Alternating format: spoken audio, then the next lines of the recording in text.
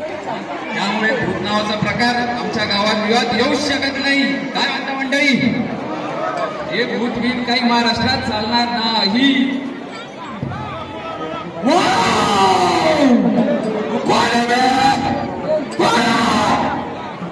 तेव्हा तुम्ही समाज प्रबोधनाच्या रूपात एक देवरूपी अवतार असू शकता. पुन्हा एकदा सांगतो, रामलाल बाबा गेंजाई यांच्या विचाराने पावन झालेली ही पवित्र भूमी आमची आहे. ऐका नाही?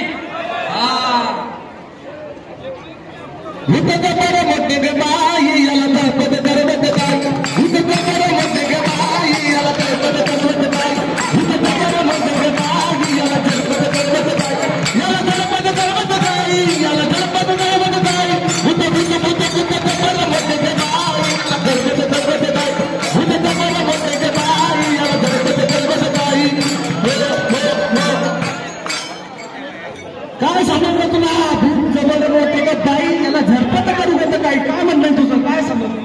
तेव्हा मी आलेत खरं त्या कर्नाटकाहून. तो कांतारा तुमचा चालू आहे तिकडच ठेवा. देवाचा जर अवमान झाला असेल तर मी पुन्हा माफी मागतो. पुन्हा एकदा सांगू का, आमची भूमी पवित्र आणि पावन झालेली आहे. कशाने? विचारांनी. परंतु या विचारात सुद्धा आपल्या सगळ्यामध्ये अजूनही भूत आहे. देवा भूत सांगू का? भूत सांगतो तुम्हाला. लोभ, अहंकार. देवा सांगू का? मत्सर आणि याचं त्याचं भलतंच दुसऱ्याचं. कळलं का? मग काय करायचं? महाराष्ट्राच्या शैलीत आणायचं भूत. गणोरीच्या हिंपिल्याही अंगात याना गणोरीच्या हिंपिल्याही गणोरीच्या सलरण्या अंगात याना.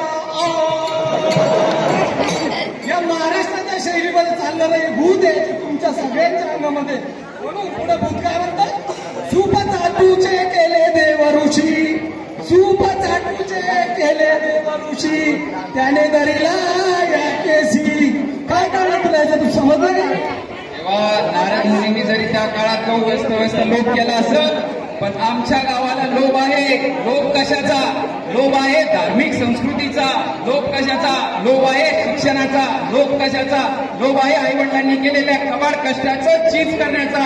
आणि यापुढेही जाऊन सांगतो, आमच्या तरुण पिढींना लोभ आहे आमच्या गावाचं नाव मोठं करण्याचा.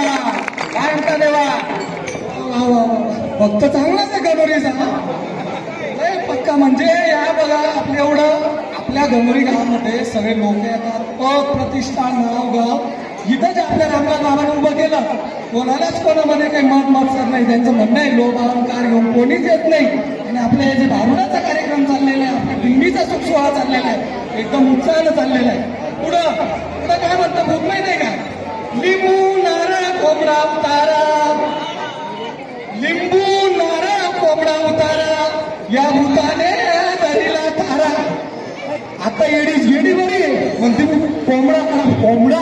रविवार संडे मंडे